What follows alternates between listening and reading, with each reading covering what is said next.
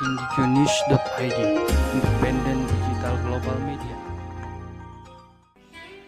Kembali lagi, saya Aris Merdeka Sirait, Ketua Komisi Nasional Perlindungan Anak bersama Lembaga Perlindungan Anak di seluruh Nusantara, menyampaikan salam anak Indonesia tangguh melawan COVID-19.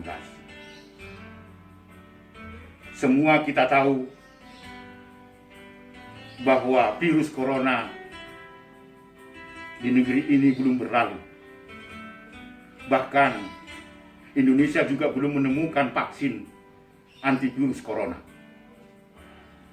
Oleh sebab itu, mari kita taat pada protokol kesehatan COVID-19. Karena itulah jalan kita memutus mata rantai virus corona yang saat ini juga mengancam kehidupan anak-anak kita. Bahwa negara kita telah dinyatakan sebagai negara bencana nasional non-alam, maka ini harus disiasati bagaimana kita semua gerakan masyarakat untuk sama-sama memutus mata rantai agar anak-anak kita tidak terancam, bahkan kehilangan masa depan. Laporan dari beberapa sumber yang terkonfirmasi, misalnya IDAI atau Ikatan Dokter Anak Indonesia, per 18 Mei melaporkan bahwa Indonesia belum bebas dari pandemi COVID-19. Dalam temuannya dilaporkan tingkat kematian anak positif COVID-19 dan terpapar positif virus corona tertinggi di ASEAN dibanding Singapura, Vietnam, Malaysia, dan Kamboja. Sementara laporan juru bicara Satuan Tugas Nasional Protokol Kesehatan Percepatan Penanganan COVID-19 menyebutkan bahwa telah ditemukan 14 orang anak meninggal dunia positif COVID-19 dan ratusan, bahkan ribuan anak di Indonesia dalam pemantauan COVID-19. Demikian juga laporan yang diterima Kementerian Pemberdayaan Perempuan dan Perlindungan Anak melalui kegiatan simponi kelembagaan ini melaporkan bahwa sejak awal Maret sampai akhir Mei ditemukan 407 kasus anak-anak terpapar virus corona, di mana 300 diantaranya adalah anak laki-laki dan 107 adalah anak perempuan. Demikian juga laporan yang diterima Direktur Jenderal Rehabilitasi Sosial Kementerian Sosial melalui program Temporary Shelter yang dikelola kantor Direktorat Jenderal Rehabilitasi Sosial Kemensos melaporkan juga hal yang sama.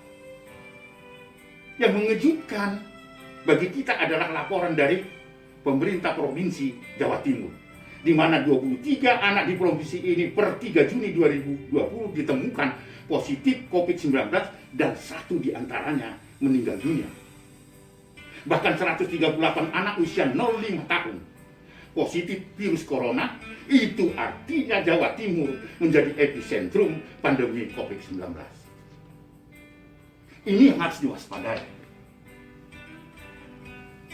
Demikian juga yang terjadi di NTB, di Kalimantan Timur, Sulawesi Utara, Gorontalo juga perlu diwaspadai karena ancaman bagi anak-anak virus corona ini sedang menjadi sektor anak-anak menjadi klaster sasaran utama virus corona. Dengan demikian, anak-anak kita telah berada dalam situasi darurat virus corona yang membutuhkan perlindungan dari kita.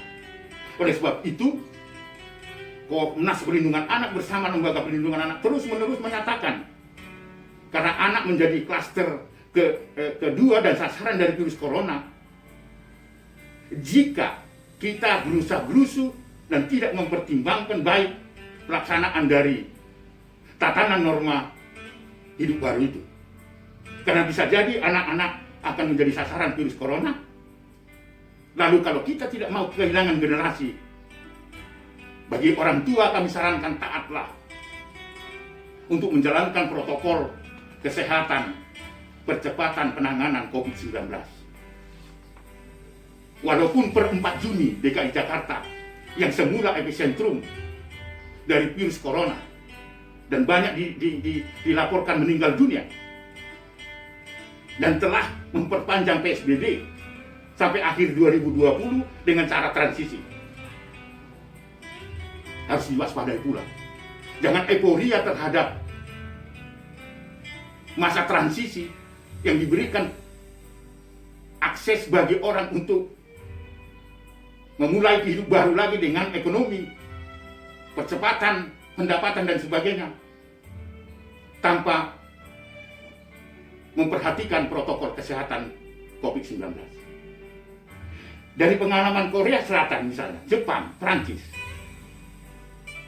patut kita jadikan jadi pelajaran, karena setelah Korea Selatan, Jepang dan Prancis membuka lingkungan sekolah bagi anak-anak back to school, tidak begitu lama anak terserang virus corona, bahkan dilaporkan 70 orang anak meninggal dunia.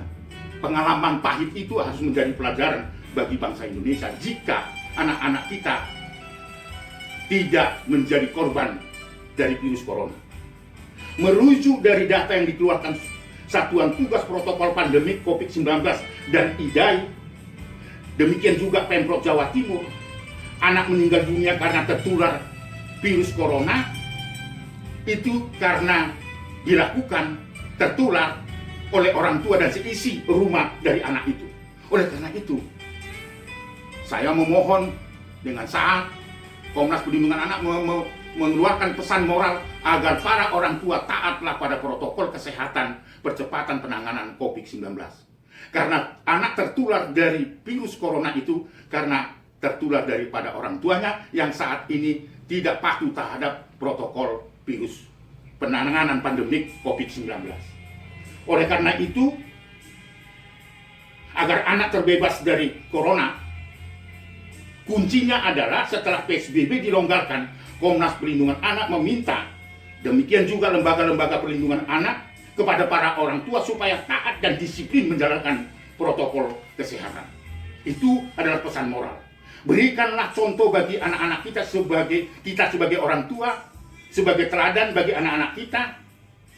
Karena tidak ada gunanya kita memilah-milah mana zona hijau, mana zona kuning, mana zona merah yang tidak terkontaminasi virus corona, jika kita sebagai orang tua justru tidak taat pada protokol kesehatan itu.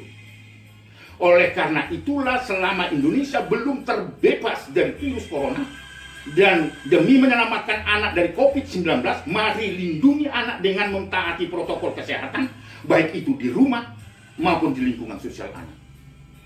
Jadilah orang tua menjadi panutan bagi anak-anak kita. Jika protokol kesehatan mengatakan pakai masker, berikanlah teladan orang tua juga taat pakai masker. Sekali lagi, anak terpapar virus corona sampai meninggal dunia, itu karena orang tua tidak taat pada protokol kesehatan percepatan penanganan COVID-19. Mari kita selamatkan anak Indonesia, karena anak punya hak untuk mendapatkan kesehatan yang baik. Salam anak Indonesia tangguh melawan COVID-19. Merdeka!